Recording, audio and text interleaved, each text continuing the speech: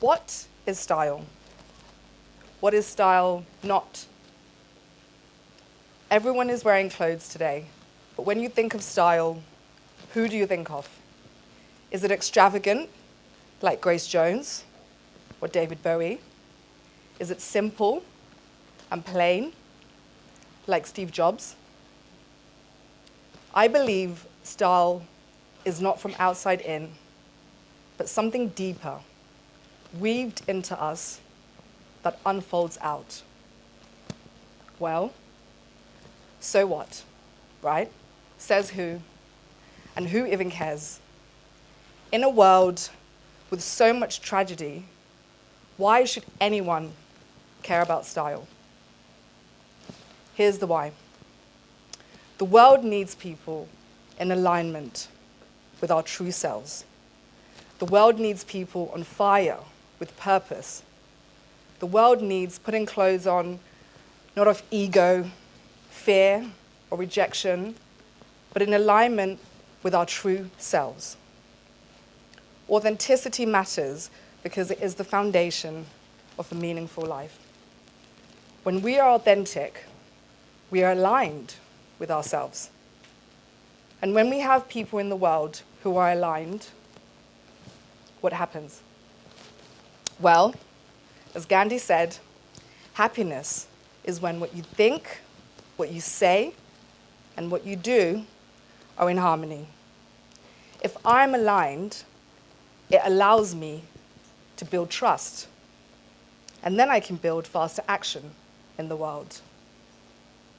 It allows me to connect deeper with others, to create work that resonates, and to live a life that is meaningful and true.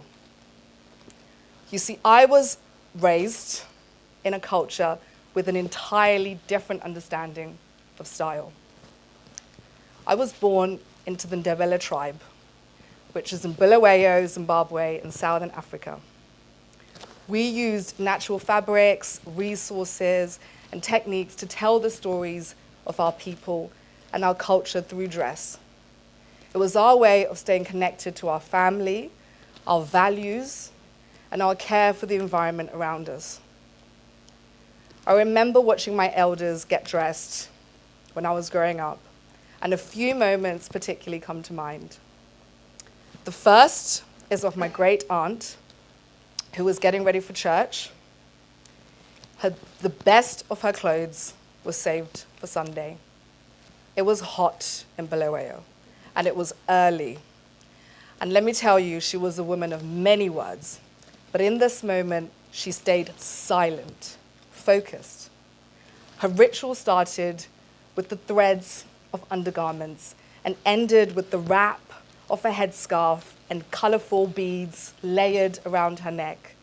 It was as if she'd taken scraps of fabric around there and wove them so beautifully in that moment. Another is of my late aunt, who had such a strong sense of self.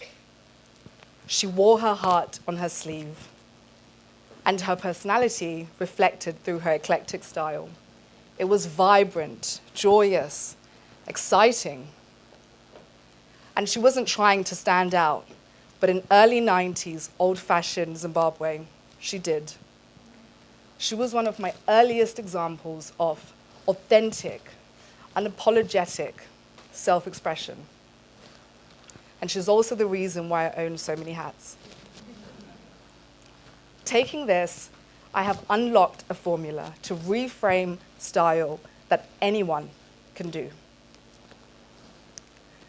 When I moved to the UK at the age of 9, I quickly forgot all this, and consumerism sucked me up. Good. And then something happened. I had an epiphany. And I remember I was in college at the time, and I'm not sure if it was after a trip to Zimbabwe, but I remember this strong sense of being taken back to my roots. And that's when I remembered my childhood, that in the Ndebele tribe, style has nothing to do with clothes. It's about the spirit within us. I quickly moved away from high street and fast fashion and realigned my values with conscious brands and slow fashion. Vintage and pre-loved, which is a more romantic way of saying secondhand, became my ritual all those years ago, and I never looked back.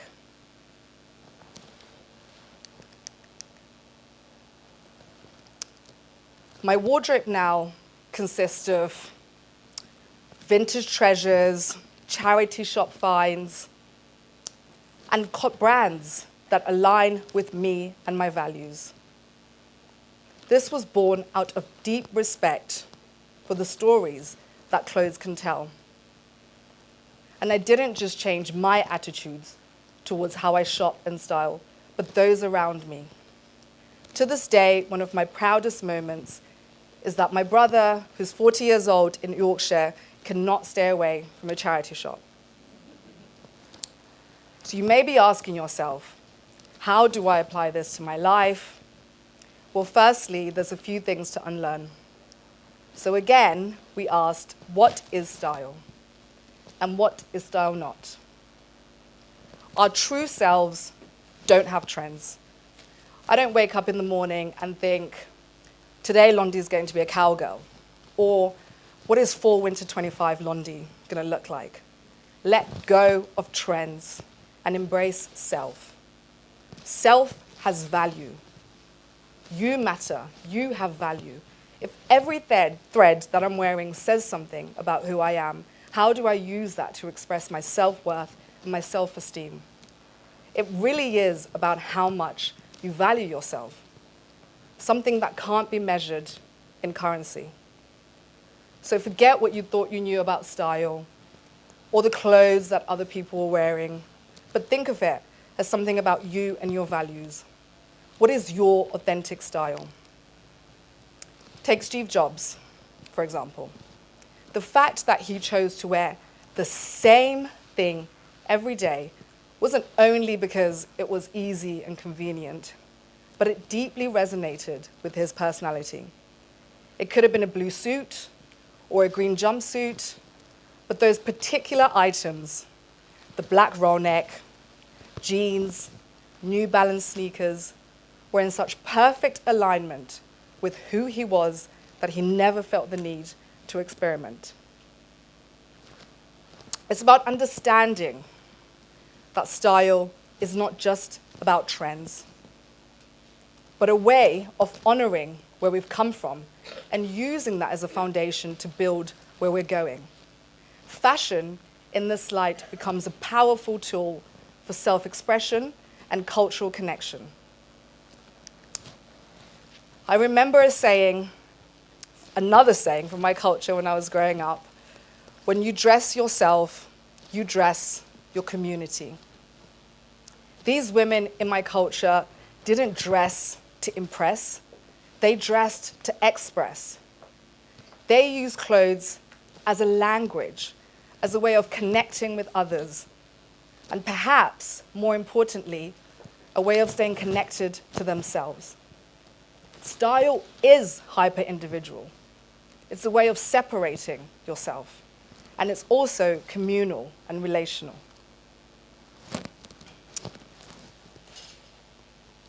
So, I have some takeaways that I have for you today are something that I like to call a style meditation. This is where you clear out anything in your wardrobe that is not in alignment with your true self. Donate it to a charity, or even better, pass it on to someone who you think it might be a better fit for. The second is to create a capsule wardrobe. Focus on quality, pieces that are versatile and timeless, a great jacket, things that fit you well, that can work as staples in your wardrobe for you to build on. The third is to be naturally curious about the clothes you're wearing or consider buying. Ask yourself, who made these clothes? What were their lives like? Were they created in an environment that respected respected human dignity? Or were they a product of exploitation? The fourth is, just as we're inspired by the people here today or our role models, who are your style icons? Who are the people that are able to animate who they are from inside out? I like to build Pinterest boards for this. And for me, these women are Grace Jones, Eartha Kitt, Sade, all with a different style aesthetic. But I'm so inspired by how they embody their identity through fashion. But in truth, my ultimate style icons are the women who raised me. My elders, my great aunt, grandmother, my aunties, and definitely my mother. This jacket that I'm wearing today belonged to her over 30 years ago when she lived in Victoria Falls in Zimbabwe. It was one of the pieces that she carried over with her when she came to the UK. And I wear it with so much joy, knowing the stories that it holds. And I hope to one day pass it on to my daughter. Which brings me to my final takeaway. Buy vintage, secondhand or pre-loved. Clothes enable us to reflect on history and take from the past what we want to bring forward and manifest to the present. What do you want to bring forward? And, or better yet, what message do you want to carry more in your day today? So transform style from something that is fabric, clothes, or trends, but a reflection of you. A way of telling your story without words. So the next time you are getting dressed, ask yourself, how would I dress my community? Because when we dress with intention, you don't just change your wardrobe, you change your world. Thank you.